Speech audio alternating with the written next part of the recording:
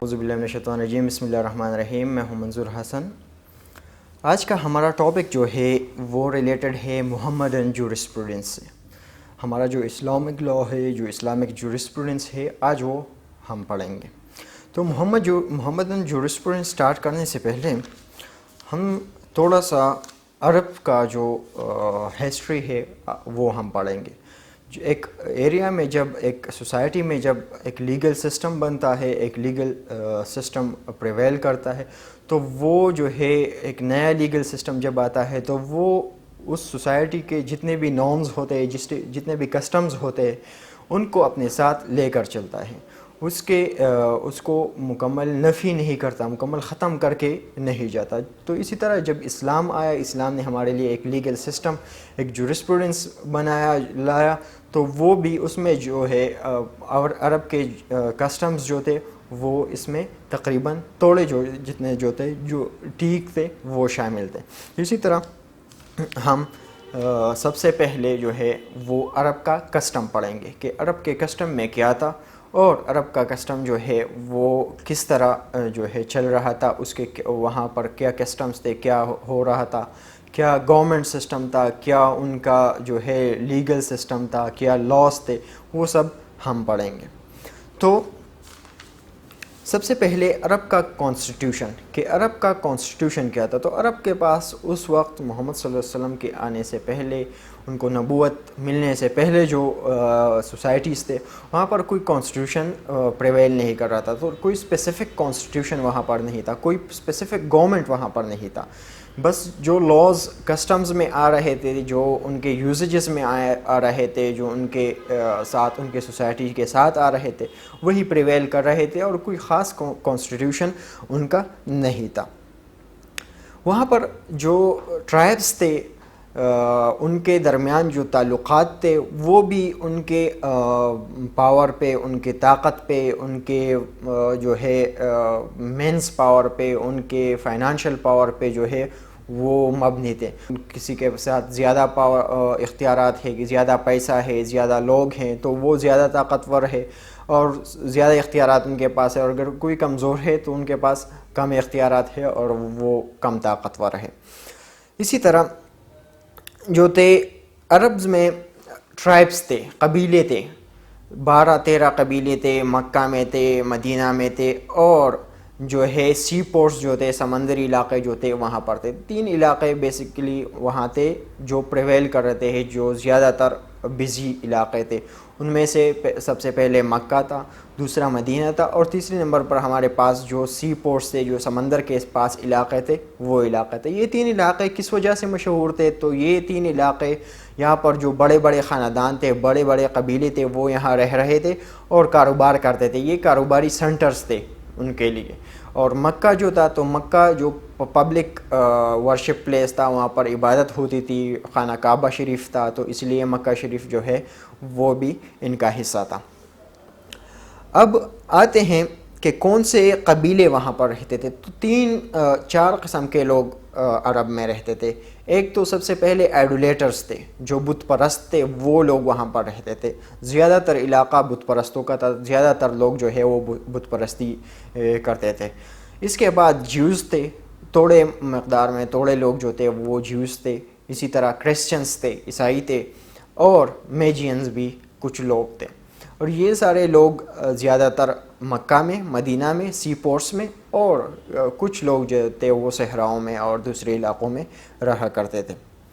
اب عرب کے ایک قبیلے میں جو تھے، ہر ایک قبیلے میں ایک سسٹم تھا۔ ایک سسٹم یہ تھا کہ ان کا ایک جو ہے وہ ماسٹر ہوتا تھا، چیف ہوتا تھا، ان کے قبیلے کا جو سردار ہوتا تھا، اور اسی طرح اس کے پاس پھر ایلڈرز، کونسل آف ایلڈرز تھا، جو آج کل ہمارے ساتھ جس طرح کیبنٹ ہوتا ہے، تو اسی طرح ان کے پاس کونسل آف ایلڈرز تھا، اور وہ کونسل آف ایلڈرز جو ہے وہ قبیلے کے سردار کے ساتھ، قبیلے کا جو چیف تھا ان کی مدد کرتا تھا۔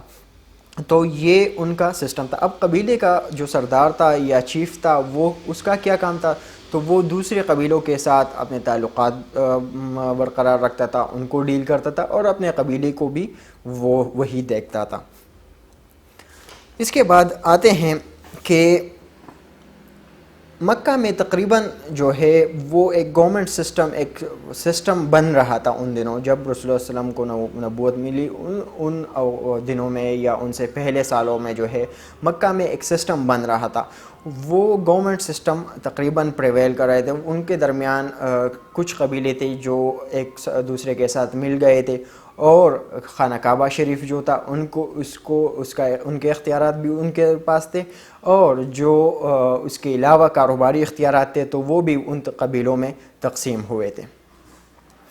اس کے بعد اب آتے ہیں کہ وہاں پر لاز کیا تھی, قانون کیا تھا کہ اگر ایک بندہ جو ہے وہ مرڈر کرے, ایک بندہ جو ہے وہ کسی کو قتل کر دے تو اس کے لیے کیا سزا تھی, اس کے لیے کیا طریقہ تھا, وہ کیا تھا.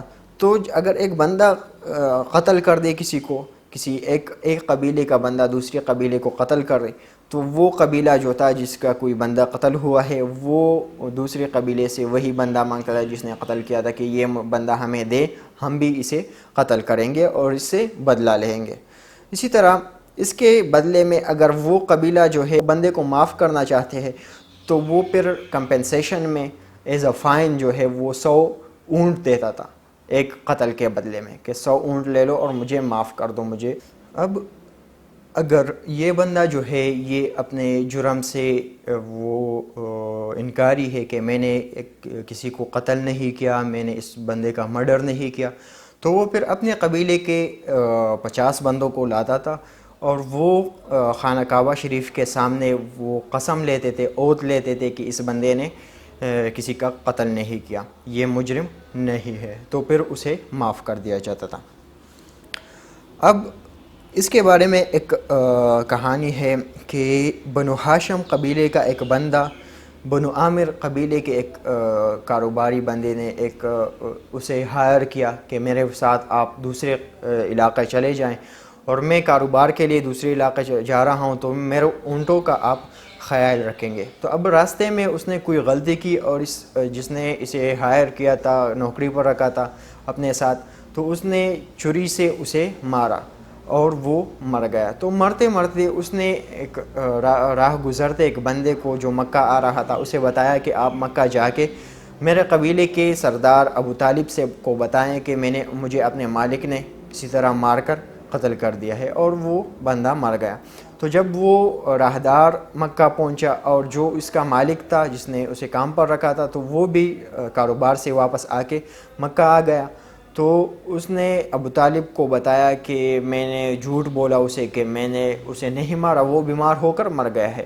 جو دوسرا بندہ تھا راہدار تھا اسے بتایا گیا تھا کہ آپ ابو طالب کو ایسا بتائے. تو ابو طالب کو جب اس نے بتایا کہ اسے اپنے مالک نے مارا ہے تو اس نے اس بندے کو پکڑا جس نے مارا تھا اور اسے بتایا کہ یا تو آپ 100 اونٹ دے دے اور یا پھر 50 بندوں کو لا کے خانہ کعبہ شریف کے سامنے آپ قسم کھا لیں کہ آپ نے یہ جو ہے قتل نہیں کیا. تو جب وہ اس نے اپنے خاندان والوں کو 50 بندوں کو وہ ایگری کیا کہ آپ قسم لے لیں گے میرے ساتھ, تو ان میں ایک بندہ تھا وہ آ گیا ابو طالب کے پاس کہ 100 اونٹ ہیں اور 50 لوگ قسم کھائیں گے, تو اسی طرح ایک بندے کے سر پر 2 اونٹ ہے, تو مجھ سے آپ 2 اونٹ لے لیں اور میں قسم کھانے کو تیار نہیں ہوں. تو ابو طالب نے اسی طرح 2 اونٹ لے لیے اور 49 جو لوگ تھے ان سے قسم لے لی اور پھر اس بندے کو معاف کر دیا. تو یہ تھا ان کے پروسیجر کے بارے میں کہ کس طرح وہ جو ہے ان کو پنش کرتے تھے. اب طریقہ اس کا کیا تھا, تو سب سے پہلے وہ جو اکیوزڈ تھا, جس بندے کے خلاف مقدمہ تھا, اس کو بلاتے, اس کے کو کہتے کہ اپنے ثبوت دکھاؤ کہ آپ نے یہ قتل نہیں کیا یا یہ گناہ نہیں کیا. اس کے بعد اس کے خلاف گواہوں کو لاتے, وہ خود اپنے گواہوں کو لاتا, اس کے خلاف اور گواہ آتے, تو سب کو سن کے اس کے بعد پھر وہ فیصلہ دیتے. ایک ٹریڈیشن ان میں تھا کہ اگر ایک بندہ جس نے قتل کیا وہ امیر خاندان سے, مالدار خاندان سے, تو اسے پھر اس طرح سے ان سے سنتے اور فیصلہ کرتے. اگر وہ بندہ غریب خاندان سے ہے یا غلام ہے تو پھر اسے مار کر, اسے تکلیف دے کر, اسے ٹارچر کر کے پھر اس سے نکلواتے کہ ہاں اس نے یہ قتل کیا ہے یا اس بندے کو مارا ہے. اب قسم کھانے کا یا اوت لینے کا، جسے ہم اب اوت کہتے ہیں، تو اوت لینے کا طریقہ کیا تھا؟ تو اوت لینے کا طریقہ یہ تھا کہ خانہ کعبہ کے باہر ایک جگہ انہوں نے مخصوص کی تھی جسے وہ حتیم کہتے تھے. حتیم کا مطلب کہ one that destroyed that destroys, مطلب ایک بندہ جو اگر جھوٹ بولے تو وہ ڈسٹروائے ہو جائے گا، تباہ ہو جائے گا. اسی وجہ سے اس جگہ کا نام انہوں نے حتیم رکھا تھا. وہاں پر آ کے وہ ان کے جو خدا تھے، سب سے بڑا جو خدا، اسے بھگوان، اسے وہ کہتے تھے ہبئی، اس کا نام تھا.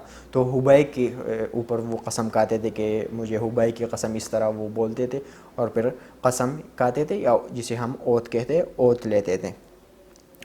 اب پنشمنٹس کیا آتی، سزائیں کیا آتی؟ تو سزائیں جو ہے یہ 100 اونٹ جو ہے یہ وہ اس طرح لیتے تھے کہ یہ جس خاندان کا یا جس گھرانے کا جو بندہ مر گیا ہے تو یہ ان کا حق ہے، ایز اے کمپنسیشن یہ ان کو ملے گا. عرب میں ایک کسٹم تھا کہ اگر ایک نوبل فیملی، امیر خاندان سے کے بندے نے دوسرے امیر ٹرائب کے یا خاندان کے بندے کو مار دیا، پھر تو ایک بندے کے بدلے میں ایک بندے کو قتل کیا جاتا تھا. لیکن اگر کسی غریب نے یا کسی سلیو نے، غلام نے کسی کو قتل کیا تو ایک بندے کے خلاف وہ 2 بندوں کو قتل کرتے تھے. ایک غلام کے بدلے میں وہ ایک فری مین کو، آزاد بندے کو قتل کرتے تھے. ایک لڑکی یا عورت کے بدلے میں وہ ایک مرد کو قتل کرتے تھے.